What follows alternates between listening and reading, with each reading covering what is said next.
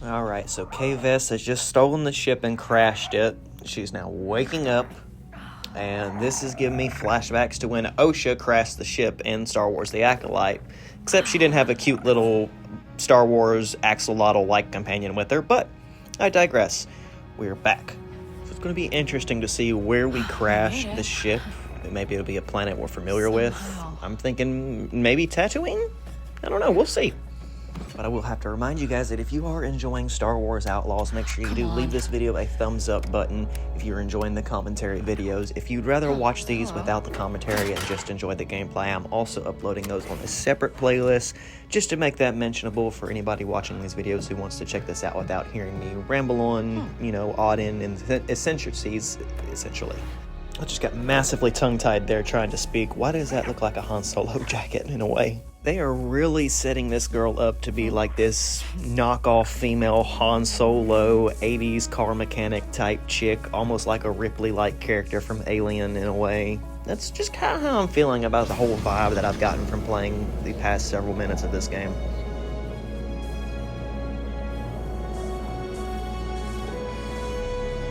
Well, Toto, I don't think this is Tatooine. This doesn't really look like Tatooine. It's got some vegetation and some dust. And who is this guy? I'm sorry. Wait, I'm sorry. What's it with that Yord Fandar type haircut? Huh? Oh, and there's blaster fire. Who are these guys? What? I literally just got off the ship and it's already like somebody's trying to junk me out, essentially. They're trying to scrap everything off. So what, now I gotta talk my way out of this? Or, it's a shootout. I can shoot these guys. Under pressure, K's adrenaline meter will fill. I didn't get a chance to read that full thing. It's Deadeye. No way. I'm playing Red Dead Redemption and Star Wars now. Are we serious? Are we serious with this? Okay, that wasn't something I was expecting. I wasn't expecting to be able to, like, Deadeye these guys, but I guess that's cool. That's something neat. Nice mechanic from another game. I've played Red Dead Redemption 2, and I enjoyed that game. It was quite monumental in my life, for the most part. So let's go ahead and continue the dialogue here with the mechanic guy who has this weird Yord Fandar kind of haircut thing going on. Do you even consider that a haircut, though? I don't even think that's hair. It might be like tendrils. So I'm going to go out on a limb and assume that this guy's going to help me on this planet that I'm unfamiliar with, realistically. I guess that's cool. I never thought in a million years that I'd have a Rodian as a friend, but I'll take it. I mean, a few. Not really feeling his hairstyle, but, it is what it is. He seems like a interesting guy. Okay, and this is a pike control world. Got it. The fish people. That's one species in Star Wars that got a lot of controversy over the years, from their appearance in Clone Wars to their new recent reappearances without their masks and stuff. I guess it's just a different tone of how the pikes present themselves. But, yeah, they got a lot of controversy. And this guy is named Waka. Waka Waka. Waka Flaka. We're going to be good friends, okay? Alright, so now we got to take our little speeder here. We get to cruise. Wow, nice. Now, I saw a lot of, early gameplay clips of the speeder travel, and it looked really clean, looked very nice, so I'm about to be the judge of that for myself, I guess, here in just a few moments. Absolutely wild. She can pilot a speeder, but she couldn't fly this ship, but I digress. Let's see what happens here. Quick rundown of all the different things that this thing can do, which isn't a lot, just accelerating and deaccelerating and reversing, etc. This thing has some kick. Okay, we're alive. Okay. I can probably already tell that I'm going to wreck the absolute crap out of this thing and just hit stuff just to kind of see what will happen, essentially. See how well this thing controls itself. Looks like there's some stuff up ahead. I'm going to make my way down this road and see. Is that a ramp? What is a ramp? I'm going to hit the ramp. Let's do it. Woo! Whoa. Okay, that's cool. That is pretty cool. Granted, I am very rusty while doing this. Okay, now I'm getting shot at. Cool. Okay. Just rammed right into him. Cool little Grand Theft Auto maneuver. A little bang bang for your buck there. But more or less, I can see... Okay, yeah, this is kind of a problem. Alright. What I was trying to say is, I can see how this looks great. This seems nice. But there is something like in the back of my mind that says, Battlefront did this so much better with the speeder stuff on Endor. And, when you're as the scout troopers and everything flying by and all, it just looked a lot cleaner. And maybe even Jedi Survivor had a little cleaner take on, say, traveling with mounts and stuff. I don't know. It just feels like this is kind of descaled. I mean, I don't know what I'm expecting from a Ubisoft game. It's got its clean niche polish to it. But it doesn't have that depth like I saw in, like, Battlefront and those type of EA games from Star Wars where we had, a little bit better visual representation. It feels like there's a lot going on that makes this staticky in a way. I mean, the speeder is kind of hard to maneuver at first. I mean, now that I seem like I'm really going, I've got a good hang of it for the most part. But it doesn't... It's cool. I'll give it a 7 out of 10. If I was going to give Battlefront a 10 out of 10 on their dynamic speeder chases and how epic all that was in the back of my mind, this is a good 7, a little clunky. I don't trust charity. However, I will say the city up underneath the mountain on that shot coming into it looked phenomenally beautiful. That is a really nice touch. Just the different architectures in Star Wars really popping and selling the different locations. That's something I'm going to be down for 100% in this game. And it looks like we're coming up on some kind of little city terminal port. I guess I got to park my speeder. I can't continue on it from here. Yep, that's good. Park. This seems like a really interesting small little hub. Not a whole lot going on right here. I'm guessing there's a way deeper into the city though. So perhaps this way? I don't know. This just looks like junk. Hey, more junk. Cool. Go ahead and pick up that polycarbonate, because you always need some polycarbonate in your life. Make me some credits later on. But okay, yeah, that's a dead end. There's some more junk. This guy looks like Waka Flaka. More polycarbonate. Okay, so wait a second. Pause. While I goof off here for a second. Are we going to see a lot of Rhodians that kind of look like Waka Flaka at the end of the day? Now I'm not talking about Waka Flaka like Waka Flaka, but the guy at the ship who's trying to fix our ship, the mechanic Rhodian Waka. Are they going to like reuse that same kind of style on a lot of these passing by Rhodians? Because I feel like if that's the case, it's going to feel kind of lazy, because I've seen 2 red Rhodians that look exactly the same so far. Now, don't get me wrong, I'm sure there are plenty of different variations out there, like green skin, red skin, all these different shaded hues of Rhodians, but the hairstyle, man, I've seen it twice now, and I'm getting a little kind of funny feeling about it. Like, I don't want to keep re-seeing the same thing over and over again when it comes to Star Wars alien creatures. It's like, throwing a green Twi'lek in every cantina or something. That would be just mind-blowingly preposterous to do, because there's all sorts of different types of Twi'leks out there. But I digress. I think I'm getting a little bit off topic with that, but it is what it is. Looks like I gotta go through a security checkpoint here with the stormtroopers. Nice little touch. Okay. Oh, we gotta present my ID card. Sure. Yep, that makes sense. I was just about to say, I don't know if I have an ID card. I feel like that'd be like a very adventurous side quest, but apparently there is one in my jacket pocket that belongs to whoever I stole this ship from. And he's going to let me through on that. Okay. I guess Star Wars ID cards aren't like, United States ID cards, where we have our pictures, our names, our sexes, and our ages, and our heights, and all of our eye colors, and skin colors, and hair colors. I don't guess ID cards in Star Wars work like that. He got knocked the fuck out just then. Damn. You already owe the Pikes a fortune. Got your ass kicked, boy. I feel like you might be an important character for a future related event, just by the interaction of how that just went down, where it's casually making me want to stop and pay attention to you getting your ass beat, bro. This little hub, as I'm continuing to progress through it, it gives me kind of early 2000s Star Wars feelings. Like, it feels very Neo, so to speak. I don't know if that makes sense. I guess by using the term Neo, I mean, it feels like more like the Matrix in a way, that early 2000s style that the prequels really hinged on, and the Matrix movies really hinged on, with their upscaling and their diversity in their style of their buildings. And just in this little hub right here, I'm getting a very heavy feeling of all of that. I guess one would call that like a little nostalgic click. However, it looks like we got to go down here and talk to the bartender to see where we would go next. And what we want to do is we want to go talk to Gorak. Now, Gorak is going to be the Pike boss. He's going to be the big bad guy. Or I guess you would call him a bad guy. At this point in the game, this is somebody that we're trying to please, essentially. Like, we want to be on his good side so we can gain favor here on this world, because, let's face it, without favor, you're basically unknown. Nobody knows who you are, and you ain't worth squat. As you can see, the bartender just turned me away. They didn't even want to deal with me, so that just leads me to the next step of, well, now I got to go break in somewhere, essentially. You know, it's probably not a great track record for crime syndicates when you first fail at breaking into Zarek Besh and have to do a quick getaway into Pike territory, and now you're going to break into the Pike boss's headquarters, essentially.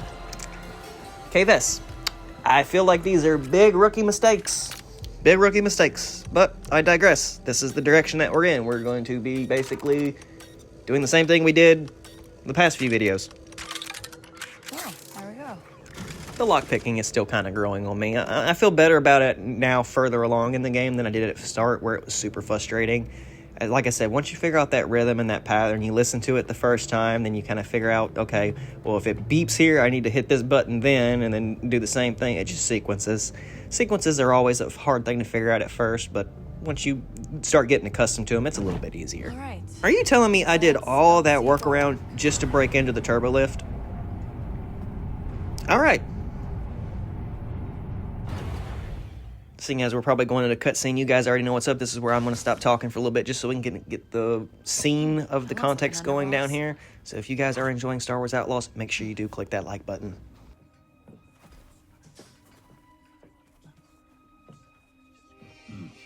This is Governor Thornton's city, not yours. See, this feels nice.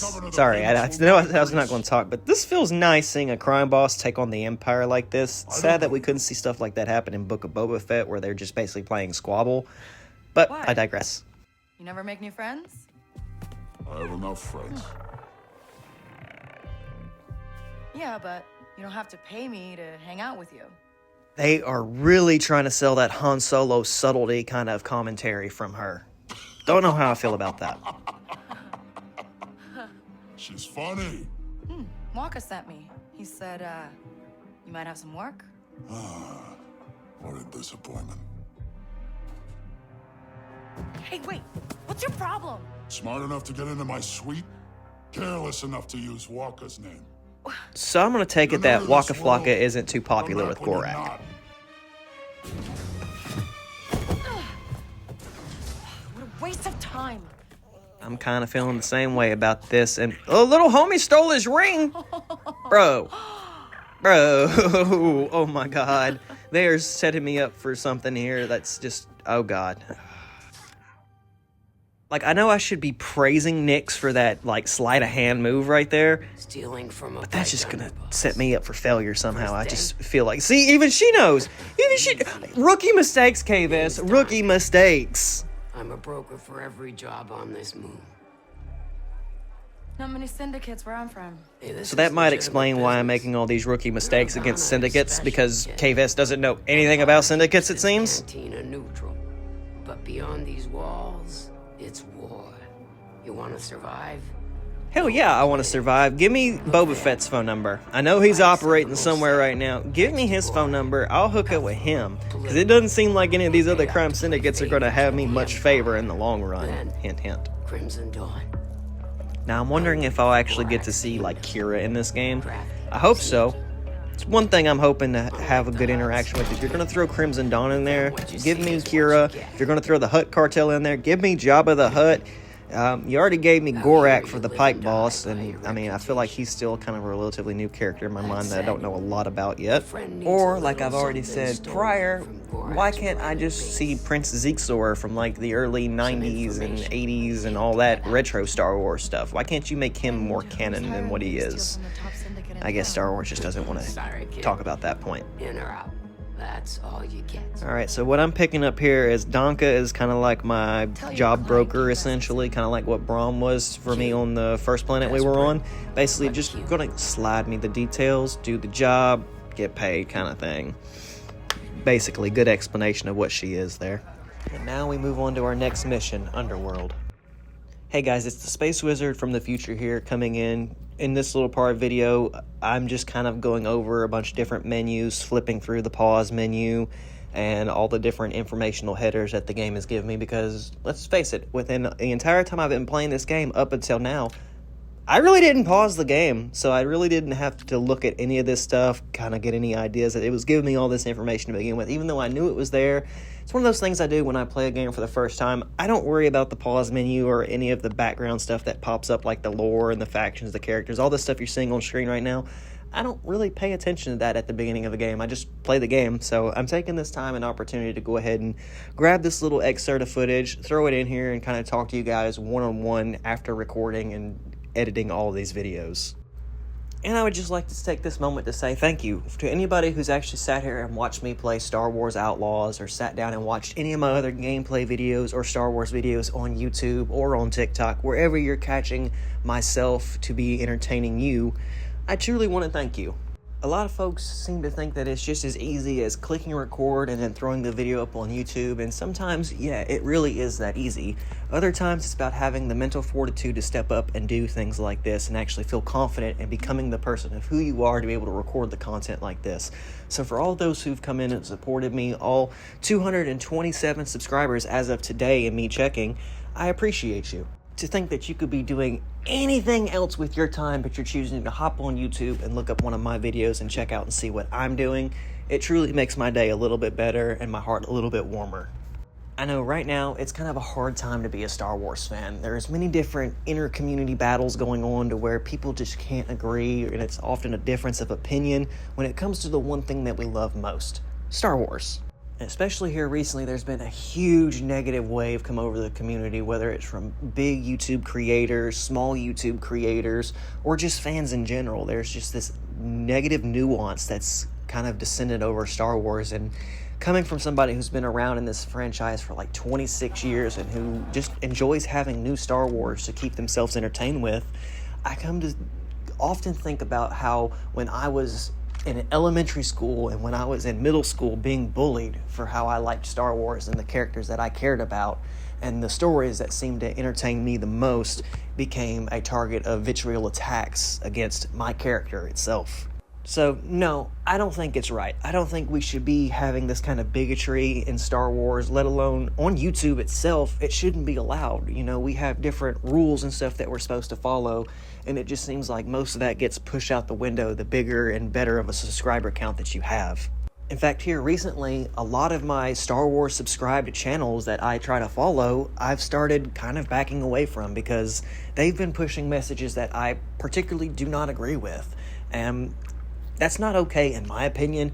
I mean, sure, it's okay that they can do whatever they want to do, but when it comes down to you trying to sell me an opinion that I don't agree with, and you constantly continue to push the issue over and over and over again, that's where it becomes a big problem, because I'm not coming to watch your content for the same opinion said in 8 different videos. I'm coming to watch your content to be entertained by it at the end of the day. Now, I particularly do not know how you are feeling about any of these type of issues. I know the way I'm feeling, and I know I don't agree with a lot of the negativity in the Star Wars community, which is why I've kind of backed off from several of these channels that I was supposed to be subscribed to, and I'm finding myself no longer subscribed anymore just because it's very hateful. There was once a time where I used to come to YouTube to find great Star Wars content, and that's just becoming harder every day.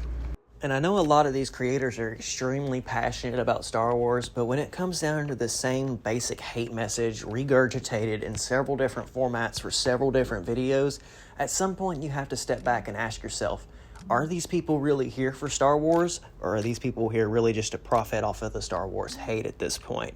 Because it doesn't seem like they're really here for the same compassion that I share for Star Wars that you might share for Star Wars.